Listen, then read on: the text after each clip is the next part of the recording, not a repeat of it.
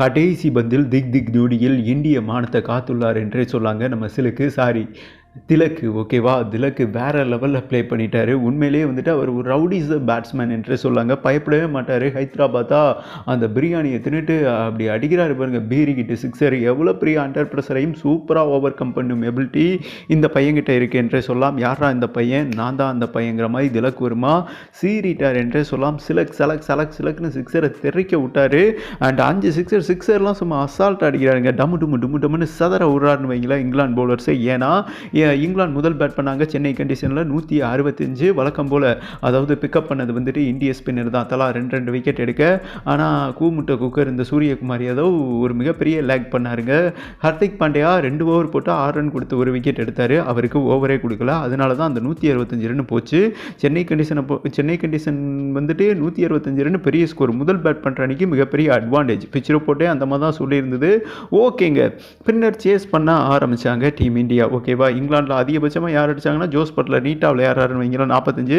மற்ற பேட்டர்ஸ்க்கெல்லாம் ஒன்றுமே புரிய மாட்டேது. இந்திய ஸ்பின்னை வந்துட்டு அடிக்கவே தெரியல. ஐக்யூ லெவலும் குறைவாக இருக்குது. ஓகேவா, பட்லர் இல்லைன்னா அவங்க பொழப்பு நாரி போயிருங்க. ஓகே, 45 165 டார்கெட் செட் பண்ணாங்க. பின்னர் சேஸ் பண்ணாங்க இந்தியா. சஞ்சு வந்துட்டு 5 out, Abhishek 12 out, and Suri 12 out. இந்த மாதிரியில் தூரல் விடுறதே பெரிய விஷயம். இந்த ஜூரல் இன்னைக்கு இறக்கி விட்டாங்க. வெறுமனேன்னு போயிட்டாங்க. 4 ரன்னில் அவுட்டு. இவெல்லாம் தேவையா அந்த ஸ்குவாடில்? ருத்ராஜ் கிக்வாட் எப்பேற்பட்ட பிளேயரு, அவர் எடுக்காமல் இந்த தரித்திரத்தை வச்சுக்கிட்டு விளையாட வச்சுக்கிட்டு இருக்காங்க. ஹர்திக் பாண்டியா செம்மையாக பழி வாங்கியிருக்காரு சூரியகுமார் யாதவை. நம்ம அதை இன்னொரு வீடியோவில் பார்க்கலாம். 7 ரனில் அவுத்து விட்டு போயிட்டாருன்னு வைங்களேன். அண்டு நம்ம தமிழன் இல்லைன்னு வைங்களேன், டெஃபினட்டாக நம்மளை அத்து விட்டு போயிருப்பாங்க. ஏன்னா வாஷிங்டன் சுந்தர் 8வது ஆர்டர் பேட்ஸ்மேனாக இறங்கினாருங்க. 1 சிக்ஸர் 3 பவுண்டரி 19 பந்தில் 26 ரன். இதுதான் ஒரு செம்ம கேமியோ ரோல் என்றே சொல்லலாம்.